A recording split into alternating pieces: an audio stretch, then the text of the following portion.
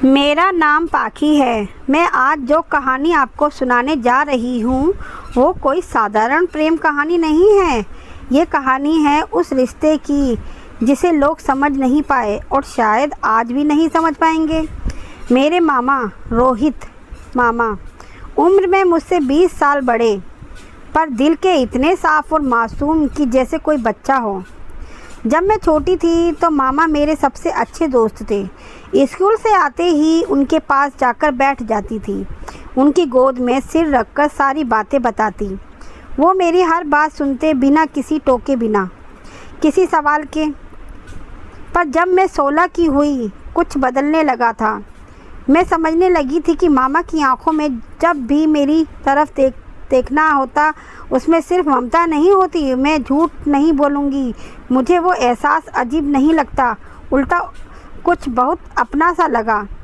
शायद यही उम्र होती है जब दिल बिना पूछे धड़कने लगता है। मैं जानती थी कि समाज इसे गुनाह कहेगा, लोग इसे पाप कह समझेंगे, पर क्या दिल की सच्चाई भी कभी समाज से डरती है?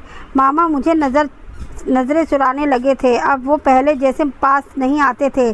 जब भी मैं पास आती वो एकदम पीछे हट जाते और मुझे ढूंढती जाती। रोज़ एक दिन मैंने पूछा लिया, मामा मुझसे इतना दूर क्यों हो गए? वो चुप रहे, उनकी आंखें नम थीं। बोले, पाखी मैं तुझे उस नज़रों से नहीं देख सकता जिसे दुनिया देखेगी तो हमें पत्थर मार देगी। मैंने उसका हाथ थामा और कहा, पर मामा अगर ये मोहब्बत है तो इसमें शर्म कैसी? बहुत देर तक मुझे देखते रहे और फिर मुझसे गले लगा लिया। उसे आलिंगन में कोई वासना नहीं थी, बस एक लंबा टूटा हुआ इंतज़ार था जो किसी के सीने से लगकर थम गया था। इसके बाद हम दोनों ने एक फ़ैसला लिया, हम एक दूसरे से प्यार करेंगे, पर उस प्यार को दुनिया के लिए नहीं, सिर्फ अपनी रूहों के लिए जिएंगे। मामा ने कभी मुझसे कुछ नहीं मांगा था, कोई हक ना कोई साथ। उन्होंने शादी नहीं की और मैंने भी कभी किसी और का हाथ नहीं थामा। हम दूर रहे मगर एक दूसरे के इंतज़ार में जीते रहे। आज मामा इस दुनिया में नहीं है। उनकी चिट्ठियाँ आज भी मेरी अलमारी में बंद हैं, जिनमें कभी प्रेम शब्द नहीं लिखा, पर हर शब्द में मोहब्बत बसी है। लोगों ने पूछा, तू शादी क्यों नहीं करती? पाखी मैं सिर्फ मुस्कुरा देती हूँ और कहती हूँ, मेरा प्यार तो वो था जो हर जन्म में मेरा मामा बनकर आया करेगा। मैं हर बार उसे ही मोहब्बत करूंगी। मामा की मौत के बाद मेरी ज़िंदगी जैसे ठहर सी गई थी। मैं बाहर से जिंदा थी पर अंदर से कुछ मर चुका था। हर सुबह जब सूरज की पहली किरण खिड़की से अंदर आती तो मुझे उनकी वही मुस्कान याद आ जाती। वो अब सिर्फ मेरी यादों में रह गई थी। मामा की चिट्ठियों ही मेरा सबसे बड़ा सहारा थी। हर रात एक चिट्ठी खोलती पढ़ती और ऐसा लगता जैसे मामा अभी भी पास हैं। उनमें वो बातें थी जो कभी कह नहीं पाए, वो ख्वाहिश जो उन्होंने कभी जताई नहीं, वो मोहब्बत जो उन्होंने हमेशा मेरी इज्जत में छुपा कर रखी। एक चिट्ठी में लिखा था, पाखी तू अगर कभी मेरी ज़िंदगी में नहीं आती तो शायद मैं मोहब्बत का मतलब नहीं समझ पाता। तू मेरी भांजी थी, यही रिश्ता हमें रोकता रहा, वरना मैं तुझसे हर रोज़ कहना चाहता था कि तू मेरी रूह की साथी है। मैं तुझसे सिर्फ प्यार नहीं करता, मैं तुझे जीता हूँ। उस चिट्ठी को पढ़कर मैं बहुत देर तक रोई थी। दिल चीख चीख कर कह रहा था, काश ये दुनिया इतनी बेरहम ना होती, काश रिश्तों की हदें मोहब्बत की रूह को बांध ना पाती। मामा की आखिरी ख्वाहिश थी कि उनकी अस्थियां किसी शांत नदी में प्रवाहित करूं।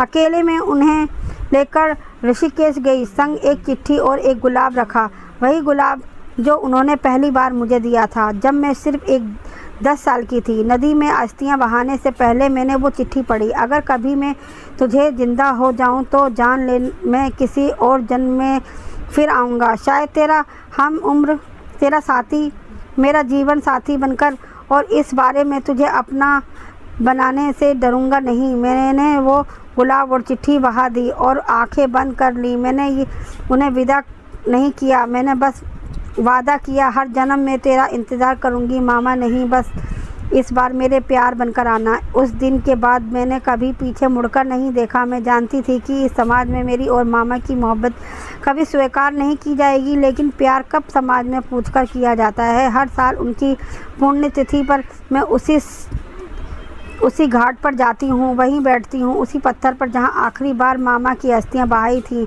हाथ में गुलाब लेकर बैठ जाती हूँ और लगता है जैसे हवा में उनकी सांसें अब भी बहती हैं। जैसे वो पास ही बैठकर मेरा हाथ थाम रहे हो। एक बार एक छोटी सी लड़की वहाँ आई और मुझसे पूछा, बेटी आप हर साल यहाँ अकेली क्यों आती हैं? मैं मुस्कुरा दी, क्योंकि मैं किसी का इंतज़ार कर रही हूँ। वो बोली, किसका? मैंने कहा, अपने अगले जन्म के प्यार का। वो बच्ची कुछ समझ नहीं पाई, पर उसकी मासूम मुस्कान में मुझे अपना मामा की झलक मिल गई। अब मेरी उम्र बढ़ रही है, जैसे में झुर्रियाँ आने लगी हैं, पर दिल अभी भी वही 16 साल की पाखी है जो अपने मामा की गोद में दुनिया में छुप जाया करती थी। कभी कभी रातों को सपने आते हैं, सपनों में वही मामा होते हैं, पर इस बार वो मेरे हम उम्र होते हैं। एक छोटे से गांव की गलियों में हम दोनों साथ साथ चलते हैं, हंसते हैं, बातें करते हैं, और वहाँ कोई समाज नहीं होता, कोई रोक नहीं होती, कोई रिश्ते की बंदिश नहीं। वहाँ बस मैं होती हूँ और वो मेरे होने की वजह मैं जानती हूँ। कोई दिल ऐसा नहीं जब मैं रूह फिर जन्म लेगी, शायद कहीं किसी और शहर में मैं फिर जन्म लूँगी, और वो भी इस बार हम मामा भांजी नहीं होंगे। इस बार हम सिर्फ दो आशिक होंगे जिनकी मोहब्बत में कोई दीवार नहीं होगी। अब मेरी ज़िंदगी की शान जलने लगी है, बालों की सफ़ेदी, आँखों का धुंधलापन, सब गवाह हैं इस इंतज़ार के जो मैंने उम्र भर अपने दिल में सजा कर रखा। जो लोग कहते हैं कि उम्र के साथ सब ठंडा पड़ जाता है, पर मेरा इश्क वो तो जैसे वक्त के साथ और निखरता गया। मैंने किसी और को कभी अपना नहीं मनाया, ना किसी को अपना पास आने दिया। हर रिश्ता, हर उम्मीद बस एक ही शख्स के नाम थी, मामा। कभी कभी सोच करती थी कि क्या उन्होंने भी किसी जन्म में यही चाहा होगा मैंने इस जन्म में निभा दिया। क्या उन्हें भी मेरी इतनी ही कमी महसूस होती थी जैसे मुझे होती है। मैंने बहुत बार ईश्वर से सवाल किया, क्यों मामा को मेरे लिए बनाया अगर मिलना ही नहीं था। पर फिर एक रात सपने में मामा आए, सफ़ेद कुर्ता पहने हुए, चेहरे पर वही मुस्कान, मासूम मुस्कान। बोले, पाखी, मिलेंगे बहुत जल्द। इस बार तेरे नाम का मंगलसूत्र लेके आया हूँ। मैं उस रात बहुत रोई थी, पर पहली बार वो आंसू सुकून के थे। अब जब मैं हर रोज़ अपने जीवन की आखिरी सीढ़ियाँ उतर रही थी, मुझे यकीन है मेरी रूह भी कहीं ना कहीं मामा की रूह को ढूंढ रही होगी। मैंने अपनी वसीयत में सिर्फ एक बात लिखी है, मुझे उसी नदी के किनारे दफनाया जाए जहां मामा की अस्थियां बहाई गई थी, ताकि अगर जन्म ना भी मिले तो मौत में ही सही उनका साथ ना छूटे। आज मेरी आखिरी रात है, हॉस्पिटल के सफ़ेद बिस्तर पर लेटी हुई हूँ, मशीनों की बीप, नसों की चाल पहल, लेकिन मेरी आँखें सिर्फ एक छत को देख रही हैं, जैसे वो छत नहीं कोई और दुनिया हो जहाँ मामा खड़े हों मेरा हाथ थामने के लिए। पास रखी मेज़ पर एक पुरानी चिट्ठी है, वही जो उन्होंने आखिरी बार मुझे लिखी थी। कमज़ोर हाथों से उसने सीने से लगा लिया। धीरे धीरे सांसें हल्की होने लगी और तभी मैंने महसूस किया कि कोई मेरी हथेली थाम रहा है। मैंने आंखें बंद की और देखा, वो वही थे मामा, सफ़ेद रोशनी में खड़े हुए, बिल्कुल वैसे ही जैसे मेरे सपने में आते थे। उन्होंने मुस्कुराकर कहा, चल पाखी, बहुत अकेले जिया तूने, अब साथ चलना है। मैं मुस्कुराई, बिना किसी डर, बिना किसी पछतावे के। अंतिम शब्दों में एक कविता जो इस प्रेम की मूरत बन जाए। ना नाम मिला, ना कोई रिश्ता, फिर भी उनसे जुड़ हर हिस्सा। ना हक मांगा, ना छाँव मांगी, बस उनकी यादों में सांसें बांधी। हर जन्म में यही दुआ करूं, उनके दिल ही में फिर उतरूं।